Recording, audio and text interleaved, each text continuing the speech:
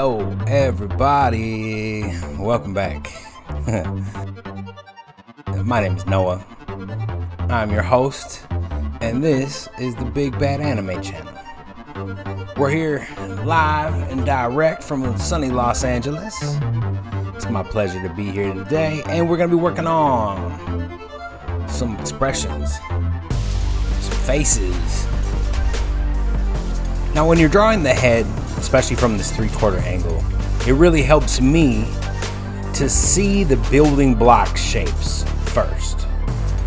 So those building block shapes for the head are simply a sphere and this kind of cheek chin area, which can be, depending on the angle you're looking at, it can be kind of like a cone or a triangle that comes out from that cylinder. And you can see as I'm building this that I'm looking for the basic shapes first, and then on top of that you can start to get a little bit more into the details. When we're drawing anime characters, there's a tendency to have the eyes go quite a bit bigger than they normally would in real life. So you gotta account for that when you're building your shapes and you're laying in the places that you want the eyes to go, the mouth to go. You're gonna have to kind of allot a little bit extra space if you want to make the eyes real big, kind of classic anime style. And you might want to try some different things in terms of the size of the eyes themselves. You might want to just play with the different variations on how big you actually want to go, because there is a bit of a tipping point in my experience for when the eyes get to a certain size, they get kind of bug-eyed or they look kind of like the gray aliens, and it just doesn't look cute. So, you know, mess with that, see how it looks for you, how it works for you. As you can see here, I'm trying to find the right kind of sweet spot for where those eyes want to fit in the skull. And we're going through our few different sketch iterations. I think I did 2 sketch iterations for this before we get to the ink pass. And I felt comfortable with, I felt like it had a good sense of emotion in there and enough for me to build with the solid lines confidently. Now you'll notice sometimes I'll undo a line. You know, I'll try it 3 or 4 different times. And as you draw more and more, you'll notice that lines have a feel to them. Some lines feel strong and they feel good and they look good. And other times lines can feel kind of indecisive or all over the place or not good. And as you draw more and more, you'll notice as you draw a line down, if it's got a good feel or not, like if it looks like you want it to. And that just takes some trial and error. That's just gonna take some getting to know your own sensibilities. Now, one thing to keep in mind, your best friend for getting clean lines, I believe, at least in my process, is the eraser, strangely enough. My philosophy is get the line that you want, even if there's a part of it that doesn't work. Say there's a piece of the line that overlaps something, there's a piece of a line that goes off into a direction you don't want, is when you use the eraser to sharpen the edges, to sharpen the point of 2 lines meeting, to get all of those, sand down the rough edges essentially, or to cut out a part that was unintentional, that didn't work. Now in this process, I'm looking to get lines that completely connect all the way around, because we'll be using the wand tool, and if there are any breaks in the lines, if it doesn't create a complete shape, the process won't work. So keep that in mind. Make sure all your lines connect with each other, that you can zoom in just to double check. Because, and you'll know once you hit with the wand tool here, it'll let you know. So you can see now there's a complete shape. If there was a break in the line, it would actually, the selection would break into the face itself, which is not what we want. We want to use this as a guide and as a time-saving device. And if you know how to use masks, once you have that selection at the bottom of the layer menu, there is a mask button you can hit. Or if that's too complicated for you and you don't want to get into that, you can inverse your selection, which I believe is Command I. And so if you've hit everything outside of the shape of your face and then you inverse your selection, you can just use your paint bucket tool to drop in. I usually use the flesh color because that's typically where the most of the coverage is of the color. So then I just hit the paint bucket tool and fill in that whole selection, and now you've got the selection of your face laid out. The basic shape is already laid out for you. For the next layer, for the hair, for the eyes, for the mouth, any other color than the flesh tone, I use an additional layer. So there will be a time to squash everything down, but for now we're just building, and I don't want these two things, these colors, to interact yet. So each thing gets their own layer for the time being. That would be the mouth, teeth, the eyes, the hair, everything. I think there's about 5 or 6 different layers. The blush, and then right here, we squish everything down. I grab a selection of all of the layers of color, not the lines, just the layers of color, and I flatten them down to 1. I copy that. Then I go back in my history before I flattened everything. So I have an original version of all the different layers. Now I paste the flattened version on top of that.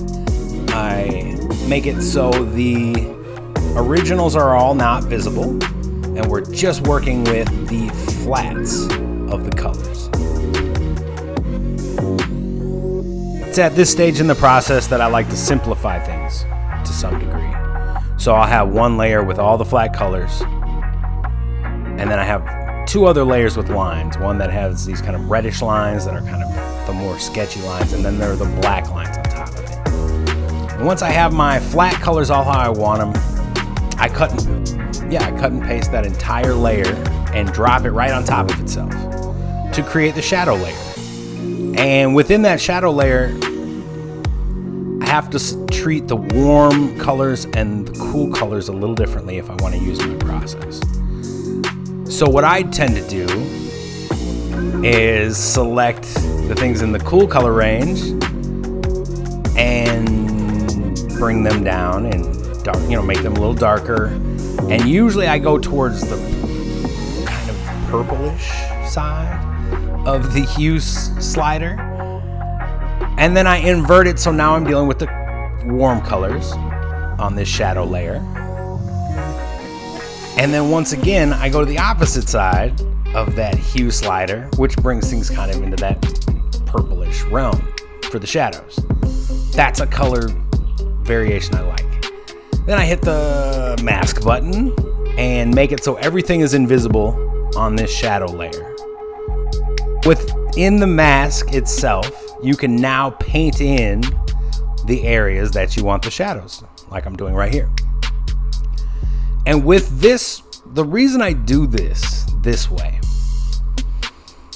is because it treats all the colors, everything gets darkened, and all the changes are uniform for the shadows and for the highlights when we work in this way. When you alter the entire flat and then you use a mask to paint it in, to me it feels more cohesive, and it simplifies the process where you can't really paint outside the shape because you're just painting on the mask itself, and the only thing there is the flat colors that you've altered to be the shadows. And if you don't like a part of it, you can always switch over to black, and on the mask you just paint it out. So don't use your eraser when you're using this. It's just black and white on the mask itself in the layer menu. And in the layer menu, you'll see the layer that has the shadows. I usually actually title it shadows. And you'll see there's the layer itself, and then there's the mask right next to it on the right. I do the same treatment with the flats and the masks for the highlights. except, as you can imagine, I go up in lightness and I change the hue of the colors. In the warms, I tend to go more towards the yellows and the oranges. And then in the blues, it goes more towards the aqua and the kind of aquamarine color. And once I hit a mask on that layer and then invert the mask is black. And once you're painting in the colors themselves on the mask, you'll be in white. I tend to start in with 100% opacity, but there are certain places that I go to 50%. And once I've got everything painted in where I like them on both the shadows and the highlight layer, I actually pull them back a little bit with the gradient tool. So I'll use the gradient tool with black selected and then start from, in the shadow layer, I start from the top and drag it down to the bottom, which just kind of subtle. It makes things a lot more subtle on the shadow layer itself and a little bit more naturalistic with the gradient tone. And then I do the opposite with the highlight layer. I start at the bottom with black as the color and I stretch the gradient up towards the top, and it does the same thing where it just kind of halfens and softens some of the color changes that can feel a little bit unnatural or unrealistic.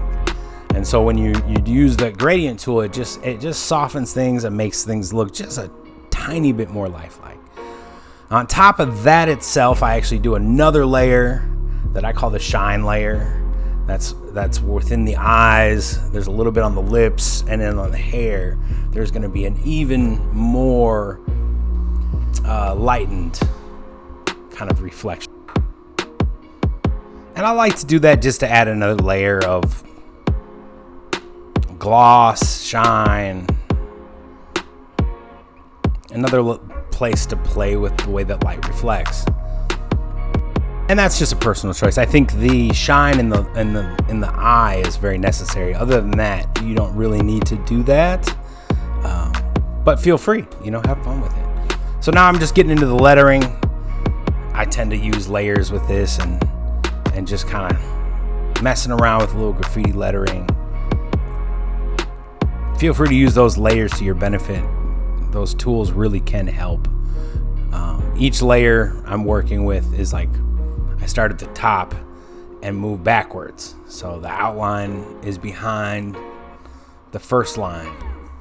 And I like to do little drips and there's a spray paint, or there's a spatter brush that I use to kind of create the illusion of spray paint. It's just fun stuff. I don't really, like I said, not necessary, but I tend to like to add little flourishes and like graffiti lettering and stuff. Characters, cartoons, advertisement, all kinds of different little things that I like to add just for the heck of it. I don't have any reason or any explanation other than that.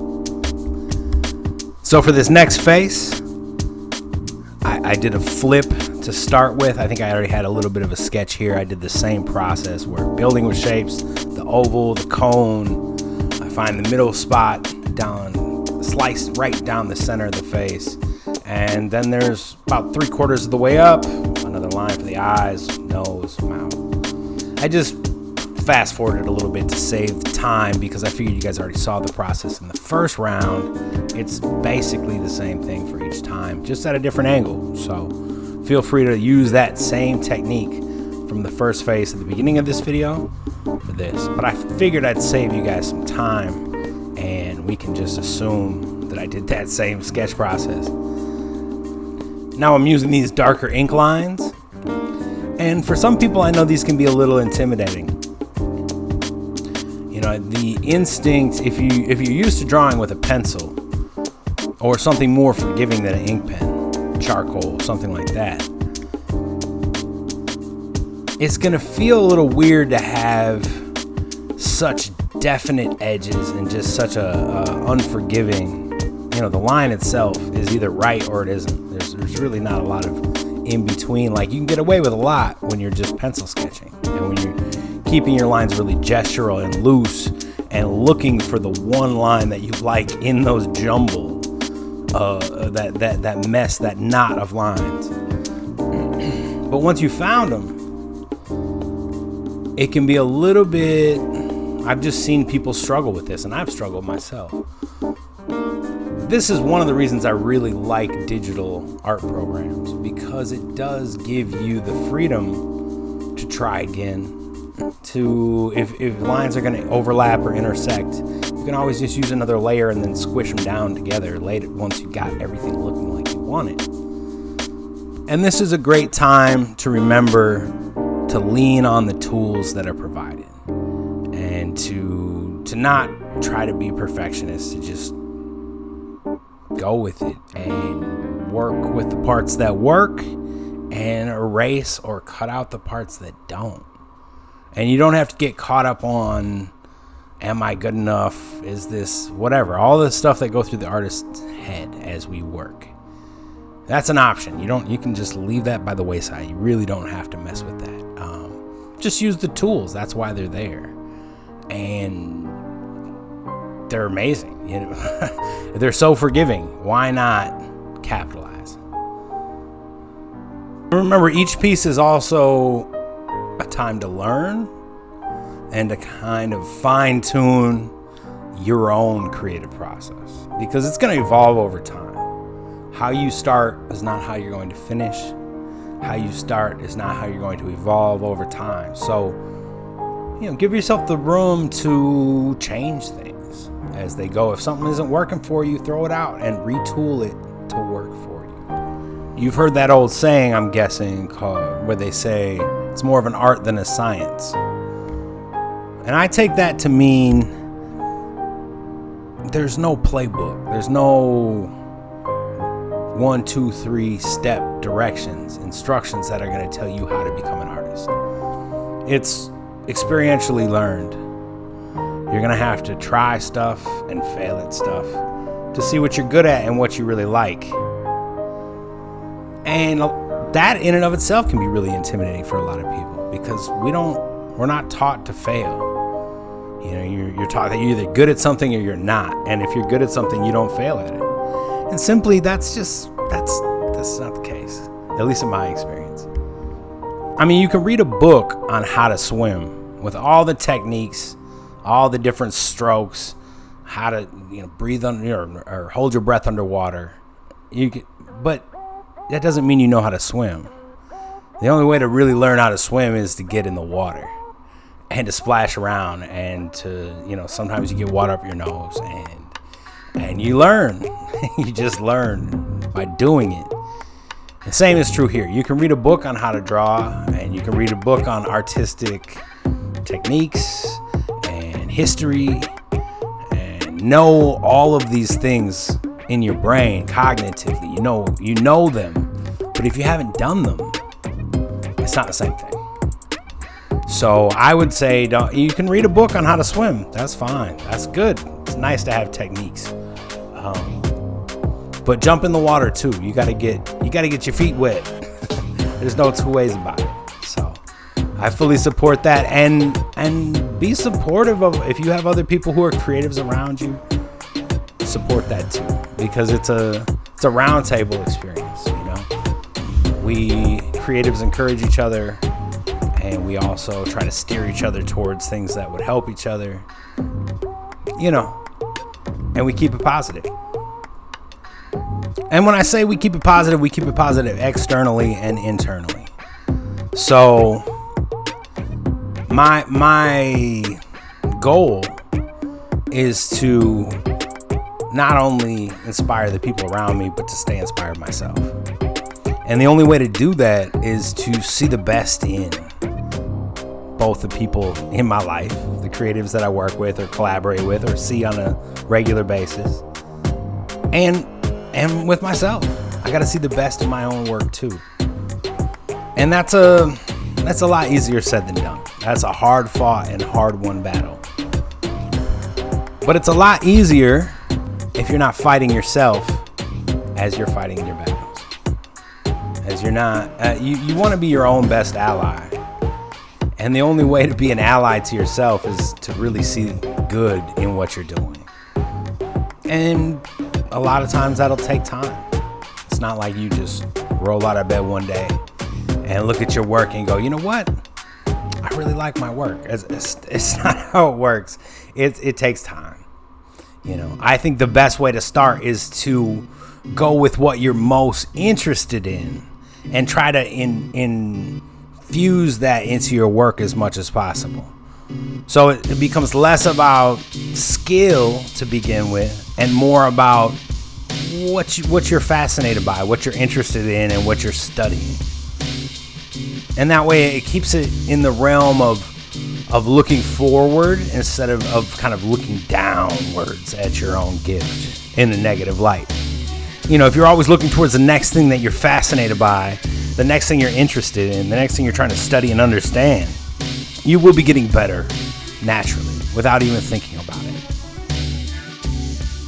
And I think that's a way more organic way to approach your own artistic evolution. And it keeps your focus squarely on your own work. It's really good to be inspired by other people, and it's good to see what other people are working on and kind of stay up to date with what's going on in the zeitgeist and the hive mind of humans. But also, I think it's really important to know what you're into, what you're focused on, and where you're going with things. Even if that's just today. It doesn't have to be a grand plan. But you can know where you're headed right now and know what you're interested in this moment, and be excited about the fact that you're chasing that and learning about that and getting better at that. And that focus is going to have a momentum to it. And that momentum it just brings a certain amount of drive and a certain amount of energy, kinetic energy to it. And that's a really fun place to be. Focus on what you're interested in, working on your projects, doing what's on your desk. And it doesn't really have anything to do with everybody else. Or anybody else, to be honest. Kind of can't be messed with, in my opinion. That's a very driven individual. And that's an individual people tend to get out of their way because they're going somewhere. They're moving and they're hustling. And it's really hard not to respect that. So as you are focused on what you love, what you like, what you are interested in, just keep these things in mind. That's really more about bringing out those qualities that you're interested in, or those subject matters, or those characteristics, or whatever it is, than it is about being the perfect version of this type of artist. Because that's subjective. Everyone's got a different opinion about who the best is and what the perfect version of a painting, a drawing, any piece of artwork is. So it's really not an accurate way to measure things. A more accurate barometer would be, what do you like? What are you interested in? Who are you? It's funny how these things tend to show up in our work. We're kind of a collection of the things that we're interested in, things that we love, things that we are fascinated by. And I think trying to steep your work in that. It's like a slurry of all the things that you've had as influences, inspirations, experiences in your life, things that you love to see, want to see, things that fascinate you. They all get kind of poured into this well of inspiration for your work. And that's what you're drawing upon when you're looking for inspiration, in my opinion. It's a collection of all these things. And the more you have a handle on what it is that you're fascinated by and what you love and what you're interested in and what you want to create, the better you are going to be as an artist. Because you're going to have a way more crystallized vision of what you're going for. They say that classics are classic for a reason, and classics are timeless for a reason. And in my opinion, in my assertion, that has a lot to do with the passion and the focus of the creatives at the helm of whatever that classic is or was. They stand the test of time because their passions are truly their own. And that's something you can't really exchange with other people.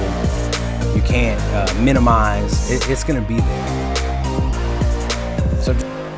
So knowing what your passions are and focusing in on them is going to really put you further ahead than most people as an artist.